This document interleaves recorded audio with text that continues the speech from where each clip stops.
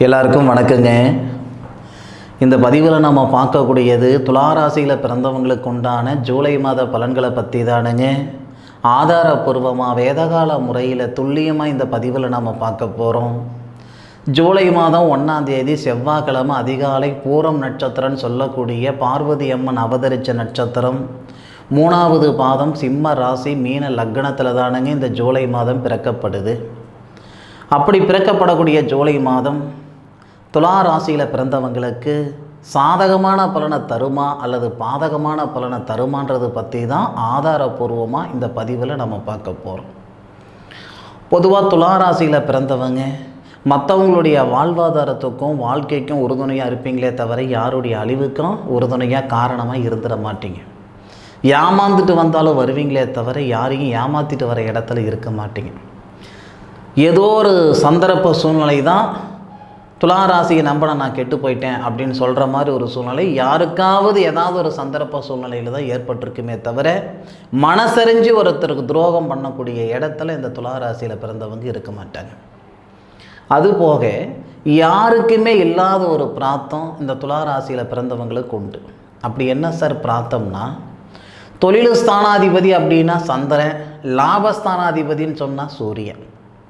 அப்போது தொழில் ஸ்தானாதிபதின்னு சொல்லக்கூடிய சந்திரன் லாபஸ்தானத்தில் இருக்கார். லாபஸ்தானாதிபதின்னு சொல்லக்கூடிய சூரியன் தனகாரகனோட சேர்ந்து இருக்கிறாரு மாத தொடக்கத்தில்.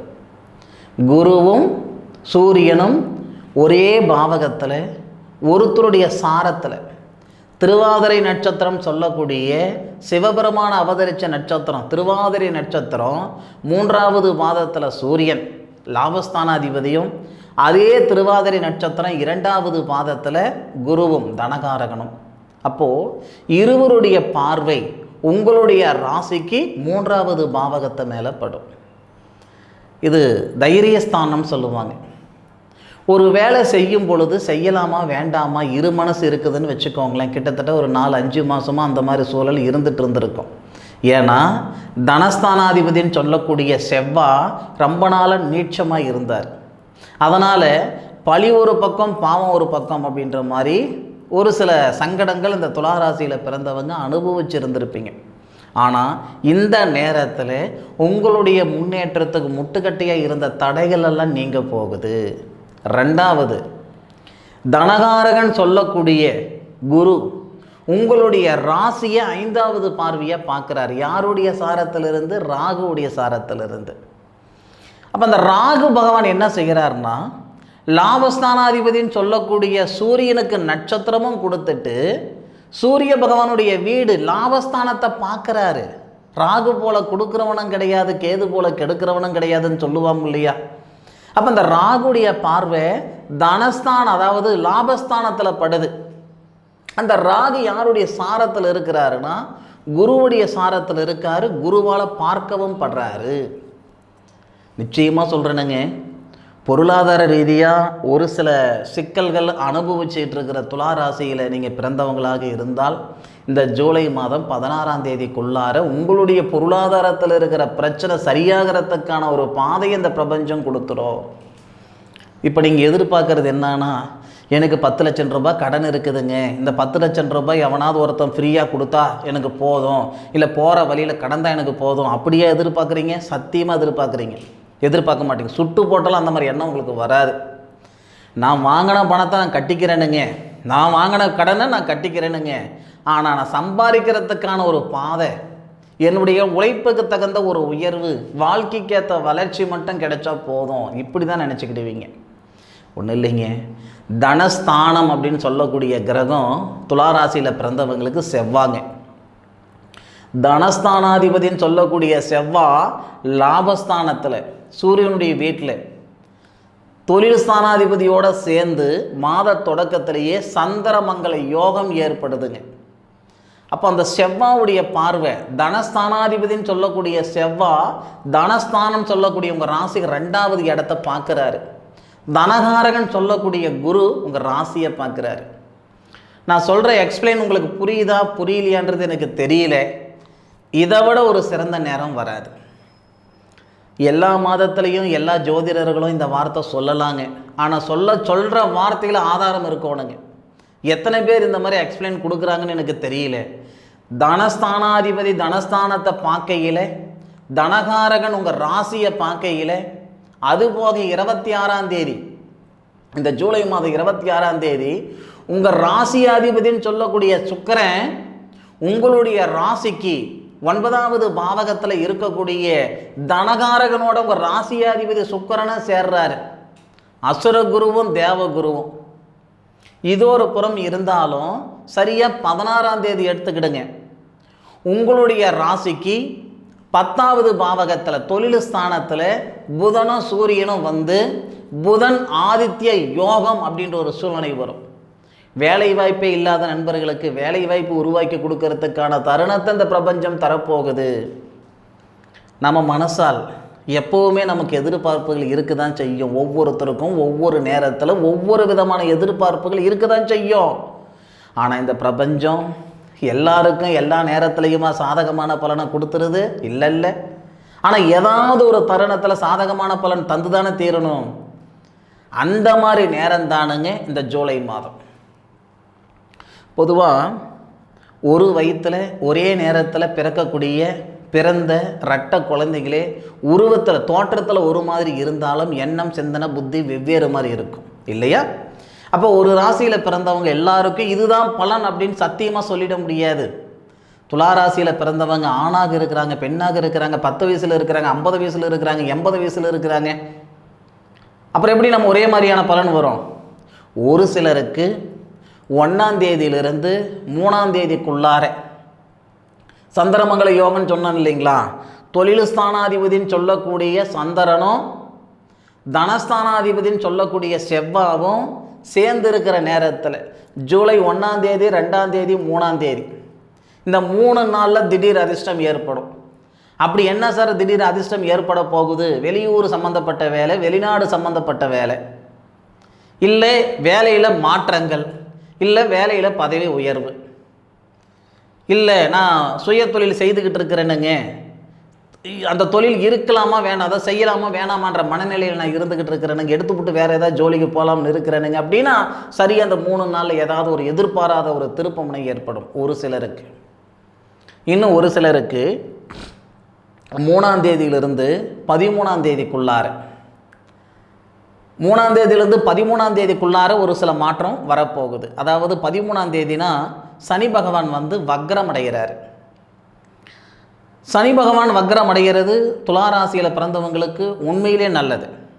என்னன்னா துளாராசியில் பிறந்தவங்க அல்லது துலா லக்னத்தில் பிறந்தவங்க, ரிஷப ராசி ரிஷப லக்னத்தில் பிறந்தவங்களுக்கு தன்னுடைய ராசியாதிபதினு சொல்லக்கூடிய சுக்கிரன் கொடுக்காத யோகத்தை சனி பகவான் தான் தருவார்.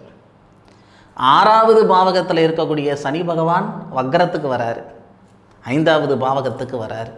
அப்போது 5வது பாவகத்தில் 5வது பாவகத்துக்கு அதிபதினு சொல்லக்கூடிய சனி பகவான் புத்திரஸ்தானாதிபதிங்க. சனி பகவான் துளாராசியில் பிறந்தவங்களுக்கு புத்திரகாரகன் யார்? குரு தானே.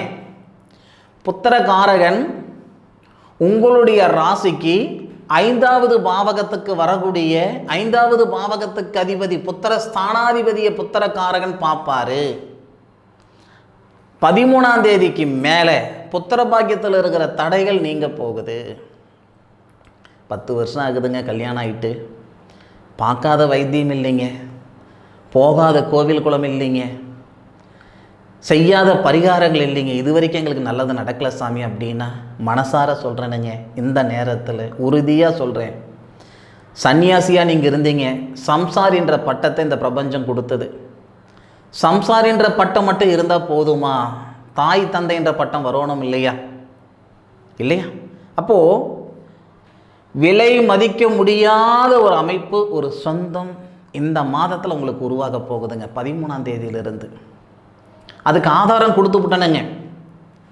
புத்திரஸ்தானாதிபதினு சொல்லக்கூடிய சனி பகவான் புத்திரஸ்தானத்தில் குரு பகவானுடைய ஆதிக்கம், புத்திரகாரகருடைய சாரம், புரட்டாதி நட்சத்திரம்னு சொல்லுவாங்க. புரட்டாதி நட்சத்திரம் குபேரர் அவதரித்த நட்சத்திரம்.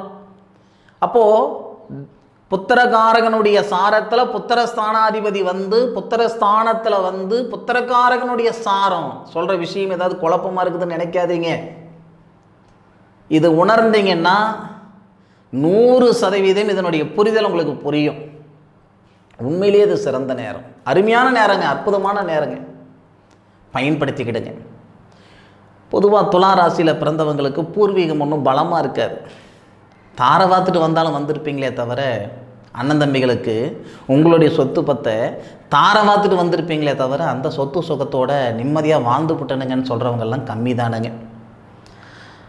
உங்களுடைய சொத்தே விலை கொடுத்து வாங்கியிருப்பீங்க. உங்களுக்கு சேர வேண்டியது உங்களுடைய பாகத்தையே விலை கொடுத்து வாங்கக்கூடிய சூழ்நிலையெல்லாம் ஒரு சிலருக்கு நடந்திருக்கும். என்னுடைய பாரம்பரியம் எனக்கு வேணும், என் தாத்தன் சம்பாரிச்சது எனக்கு வேணும் அப்படின்ட்டு விலை கொடுத்து வாங்கக்கூடிய சூழலெல்லாம் ஒரு சிலருக்கு ஏற்பட்டிருக்கும். ஆனால் இந்த நேரம் அப்படின்றது புத்திர பாக்கியத்தில் இருக்கிற தடைகள் நீங்கிறதுக்கும் பூர்வீகத்தில் இருக்கிற சங்கடங்கள் சரியாகிறதுக்கு உண்டான நேரம் தானுங்க. அதன் பிறகு இந்த 13ஆம் தேதிக்கு மேலே, அதாவது 16ஆம் தேதி புதனாதித்ய யோகம், புதன் ஆதித்ய யோகம், அரசாங்க உத்தியோகம், அதுவும் இராணுவம், காவல்துறை, மருத்துவத்துறை, போக்குவரத்து துறை, அரசாங்க துறையில் முயற்சி செய்துட்ருக்கிறேனுங்க. அரசாங்கத்துறைக்கு நான் போகணுன்ற ஒரு வைராக்கியத்தில் நான் இருந்துக்கிட்டு இருக்கிறேனுங்க அப்படின்னா 16ஆம் தேதியிலிருந்து ஜூலை கடைசி வரைக்கும் உங்களுக்கு சிறந்த நேரம் தானுங்க. சார் இத்தனை நாள் நான் கஷ்டப்பட்டேன் சார். நான் முதல்ல ஒரு வார்த்தை சொன்னேனுங்க, நம்ம மனசால் எல்லாத்தையும் தான் நாம் ஆசைப்படுவோம். மனக்கோட்டன்றது மனசுக்குள்ளே 1000 இருக்கும். நமக்கு எந்த தொழில் அமையும்ன்றது ஒரு புறம் இருந்தாலும் அது எந்த நேரத்தில் செயல்படுத்தணுன்றது ஒன்று இருக்குதுங்க, இல்லையா? நமக்கு நான் ஜோசியம் பார்க்குறதுக்கு தான் நான் லாக்கிப்படுவேன் அப்படின்ட்டு என் தலையில் எழுதியிருக்குது அப்படின்னா 10 வயசுலேயே நான் ஜோசியக்காரன் ஆகிட முடியாது, இல்லையா? எனக்கு 21வது வயசில் தான் ஜோதிடம் படித்தேன். என் தொழில் அதுதான் அப்படின்னா நான் 1வது 2வது படிக்கிறதுக்கு பதிலாக நான் ஜோசியம் படிச்சிருக்கணும், இல்லையா? அப்போது எந்த நேரத்தில் செய்யணுமோ அந்த நேரத்தில் செய்தால் மட்டும்தான் அதுக்கு ஒரு பலன். செடி வச்சா செடி வளரணும், அதுக்கப்புறம் எப்படி சொல்கிறது, பூ வைக்கணும், பிஞ்சு வைக்கணும், அதுக்கப்புறம் காய், அதுக்கப்புறம் தானே பழம். ஆனால் நாம் மட்டும் என்ன செய்கிறோம், நினச்ச நேரத்தில் ஒரு செயல் செஞ்சு விடணும். அதுதானுங்க நம்மக்கிட்ட இருக்கிற மிகப்பெரிய தப்பு. நாம் தோல்வி தழுவுறதுக்கு சங்கடப்படுறதுக்கு காரணம் அதுதான். இந்த இந்த இந்த தொழில் எனக்கு செட் ஆகுமா அப்படின்னு எல்லாரும் கேட்குறீங்களே தவிர, சார் செட் ஆகும் ரைட்டு, அது எந்த நேரத்தில் தான் செய்யணும், எந்த கிரக அமைப்புகள் அதை செய்து எனக்கு சக்ஸஸ் ஆகும்.